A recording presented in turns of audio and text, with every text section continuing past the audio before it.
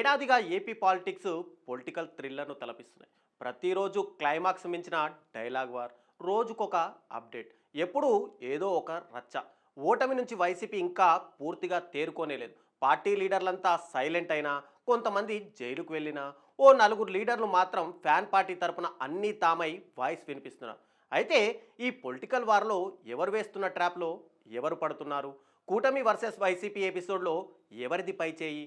నోరు జారుతున్న fan party లీడర్లు లేని కష్టాలను కొని తెస్తున్నారా? ఒక్కసారి చూద్దాం.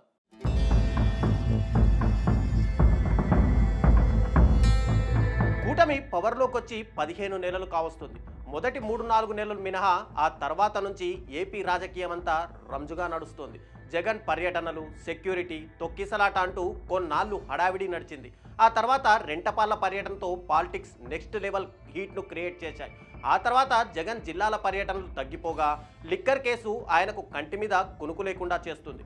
చివరకు ఎంపీ మిథున్ రెడ్డి అరెస్ట్ అవ్వడం, జగన్ సోదరుడు అనిల్ రెడ్డి ఇంట్లో సోదాలు వంటివి ఫ్యాన్ పార్టీకి ఇబ్బందికరంగా మారాయి. అయితే వైసీపీ అధికారం కోల్పోయినప్పటి నుంచి 4-5 తప్ప ఆ పార్టీ నేతలంతా సైలెంట్ అయిపోయారు.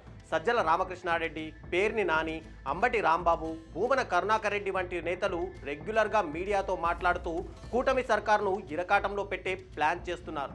మాజీ మంత్రులు ఆర్కే రోజా, విడుదల రజని అప్పుడప్పుడు మీడియా ముందుకొస్తూ కూటమి ప్రభుత్వంపై దుమ్మెత్తిపోస్తున్నారు.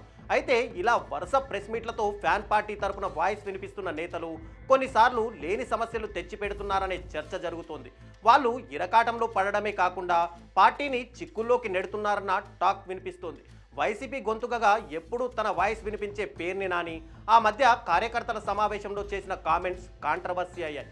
రప్పా ఏంటి, కన్ను కొడితే చీకట్లో పని అయిపోవాలంటూ ఆయన మాట్లాడిన మాటలు వివాదాస్పదమయ్యాయి. కేసులు నమోదు, కోర్టులు, బెయిల్ అంటూ కొన్ని రోజులు ఎపిసోడ్ నడిచింది. కృష్ణా జిల్లా జెడ్పీ చైర్మన్ కారును టీడీపీ కార్యకర్తలు అడ్డుకున్న టైంలో లోకేషే ఇదంతా చేశారని ఇరికించాలంటూ పేర్ని నాని ఎవరితోనో మాట్లాడుతున్నట్టు బయటికి వచ్చిన వీడియో ఫ్యాన్ పార్టీని డైలమాలో పడేసింది. ఇక అంతకుముందు గోడౌన్ కేసులో పేర్ని నాని కార్నర్ అవ్వడంతో పాటు పార్టీ సమాధానం చెప్పుకోలేని సిచ్యువేషన్ వచ్చిందన్న చర్చ కూడా ఉంది.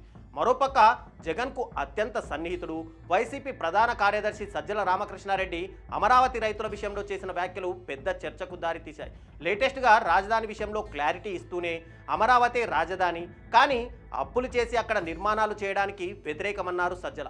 అంతేకాదు గుంటూరు విజయవాడ మధ్య మహానగరం అంటూ కొత్త రాగం అందుకోవడంతో కన్ఫ్యూజన్ క్రియేట్ అయి నిరసనలకు దారితీసింది. ఇక తిరుపతి మాజీ ఎమ్మెల్యే, టీటీడీ మాజీ చైర్మన్ భూమన కరుణాకర్ రెడ్డి జగన్కు అత్యంత సన్నిహితుడు.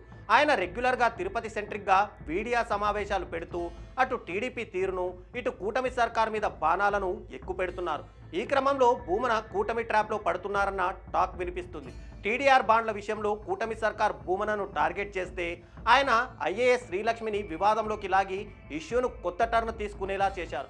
గోశాలలో మూగజీవాలు చనిపోతున్నాయని, టీటీడీలో పాలన పక్కదారి పట్టిందని అటాక్ చేస్తూ వచ్చిన భూమన అలిపిరి దగ్గర శ్రీ మహావిష్ణు విగ్రహం నిర్లక్ష్యం అంటూ హడావిడి చేశారు. కట్ చేస్తే అది భూమన మెడకు చుట్టుకోవడమే కాదు, వైసీపీకి ఇబ్బందికరంగా మారిందన్న అభిప్రాయాలు ఉన్నాయి. ఆ ఇష్యూ అలా చల్లారకముందే పరకామణి చోరీ వివాదం మళ్ళీ తెర మీదకు వచ్చింది. భూమన టార్గెట్గానే కూటమి అస్త్రాలు బయటకు తీసినా ఇప్పుడు సిట్ విచారణ అంటూ వివాదం పెద్దది అవుతుంది. ఆ కేసు దర్యాప్తు స్టార్ట్ అయితే భూమనతో పాటు వైవి సుబ్బారెడ్డి, వైసీపీ పార్టీ కూడా బ్లేమ్ అయ్యే ఛాన్స్ లేకపోలేదు. ఇలా ఇష్యూ ఏదైనా ఫ్యాన్ పార్టీ లీడర్లు ఉన్న సమస్యపై మాట్లాడబోయి కొత్త సమస్యను తెచ్చుకుంటున్నారని, పార్టీని ఇరకాటంలో పడేస్తున్నారని టాక్ వినిపిస్తుంది. పైగా కూటమి ప్రభుత్వ వైఫల్యాల కంటే గత ప్రభుత్వ పాలన మీదే ఎక్కువ చర్చ జరుగుతుందన్న అభిప్రాయాలు ఉన్నాయి. అధికార కూటమిని ఇరకాటంలో పెట్టాల్సింది పోయి వైసీపీనే కార్నర్ అవుతుందని, ఈ క్రమంలో కూటమి పెద్దలు వేసే ట్రాప్లో ఫ్యాన్ పార్టీ నేతలు పడిపోతున్నారన్న అభిప్రాయాలు వ్యక్తమవుతున్నాయి.